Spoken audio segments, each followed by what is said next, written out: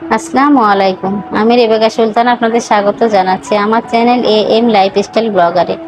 আমি আছি আপনাদের সঙ্গে রাজশাহী থেকে। কেমন আছেন আপনারা সবাই? আলহামদুলিল্লাহ, আপনাদের দয়ায় আমরা সবাই ভালো আছি। ভালো আছি, কথা যা বলা ভুল হচ্ছে, তারপরও বললাম। দেশের এই অবস্থার জন্য আমরা কেউই ভালো না, মনের দিক থেকে কেউ শান্তিতে নাই।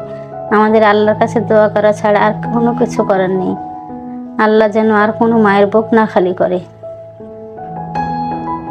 সকালবেলা ঘুম থেকে উঠে অনেকগুলো মাছ নিয়ে এসেছি, মাছগুলো কাটা হয়ে গেছে, আমি ধুয়ে পরিষ্কার করে নিয়েছি, আপনারা দেখলেন। তারপরে তো রান্নাঘরে চলে এসে রান্না করতে লাগলাম।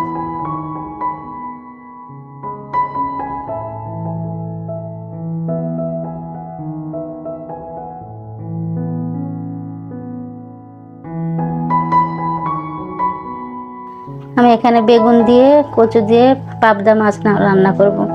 বেগুনগুলো গাছ থেকে নিয়ে এসেছে, সেজন্য মনে করলাম টাটকাই রান্না করে নিই, সেজন্য কচু বেগুন আর মাছ দিয়ে রান্না করে নিচ্ছি।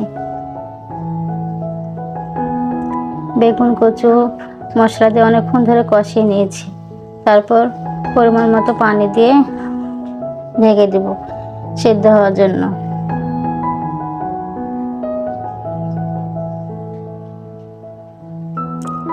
এই তো কষানো হয়ে গেছে। এবার বেশ কিছুক্ষণ নেড়ে আমি এবার ঝোলের জন্য পানি দিয়ে দেব।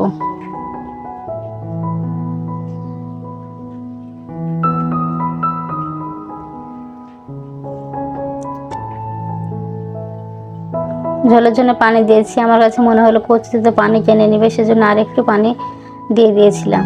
তারপরে ঢেকে দিলাম। ঝোলগুলো ফেটে উঠলে মাছ একে একে মাছগুলো দিয়ে দেবো।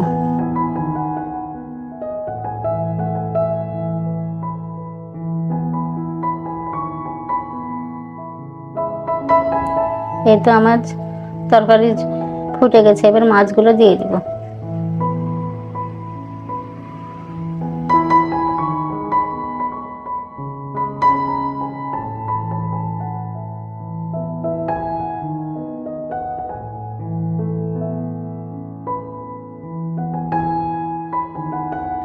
মাছগুলো সম্পূর্ণ দিয়ে দিয়েছি, এবার আমি ঢেকে দেব।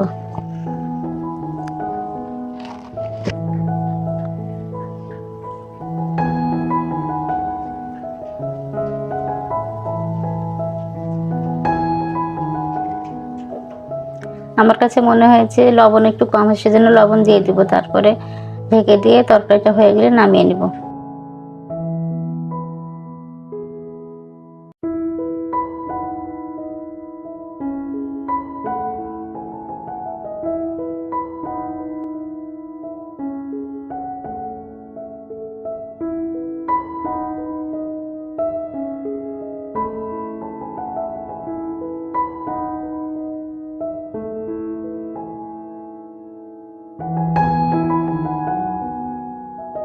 এতে তরকারিটা হয়ে গেছে, এবার আমি পটল ভাজিটা করে দিব।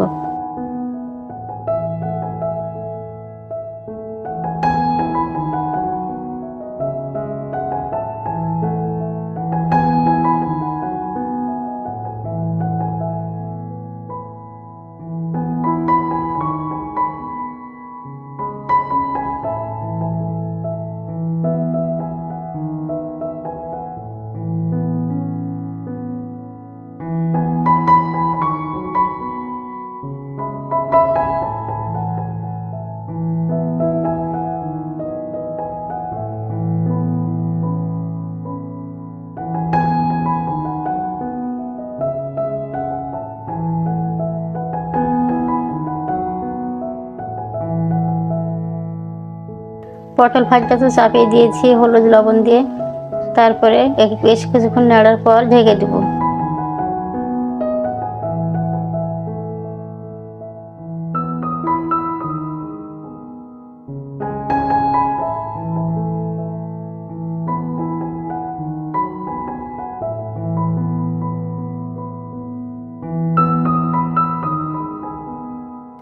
এই তো পটল ভাজিটা বেশ হয়ে গেছে, এবার আমি পেঁয়াজ আর কাঁচামরিচ দিয়ে দেবো। এভাবে পটল ভাজা করলে খেতে অনেক ভালো লাগে।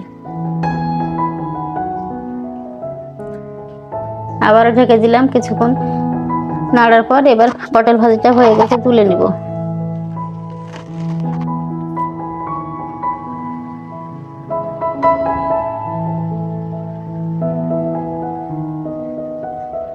পটল ভাজা হয়ে গেছে, ওই কড়াইয়ে আমি এবার করলা ভাজিটা করে নেব।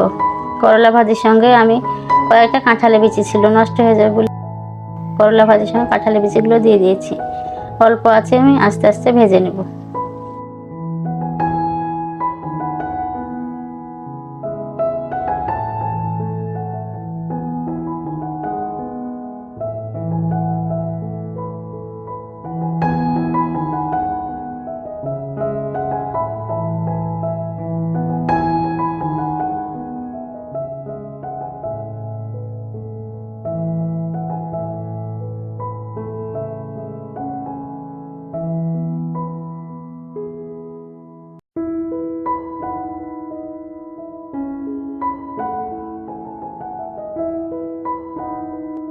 এই তো করলা ভাজি চাপিয়ে দিয়েছি। এবার পেঁয়াজ, কাঁচামরিচ, লবণ, হলুদ দিয়ে আমি অল্প আছে আস্তে আস্তে ভেজে নেব।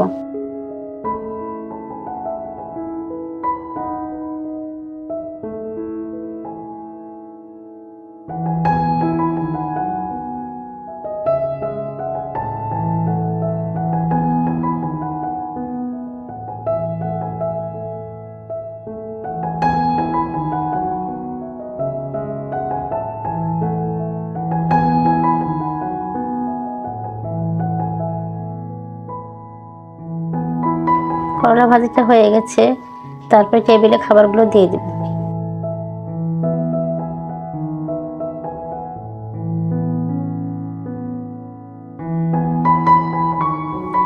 একটা ডালিম নিয়ে এসছে ছাদ থেকে।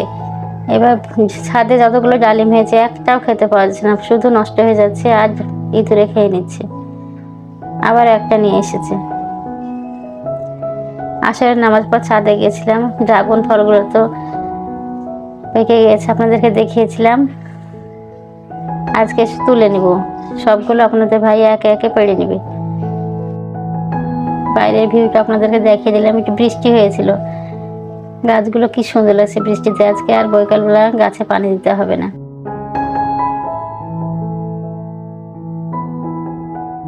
লেমনের পাতাগুলো সবগুলো শুকিয়ে যাচ্ছে, কি যে করবো, এতগুলো পাতা কেটে কেটে ফেলে দেয় আপনাদের ভাইয়া। আমি একটা লেবুও তুলে নিচ্ছি। লেবুগুলো দেখছি বড় হয়ে গেছে, আবার ছোট ছোট অনেক গুটি হয়েছে।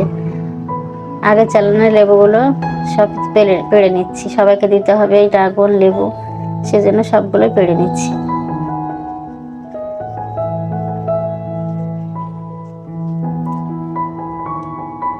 ছাদ থেকে নেমে এসে চটপটি করেছিলাম, সেগুলো ওদেরকে দিয়ে দেবো। সবগুলো দিয়েছি, তেঁতুল না, সেজন্য লেবু দিয়েই চালিয়ে নিচ্ছি কাজ।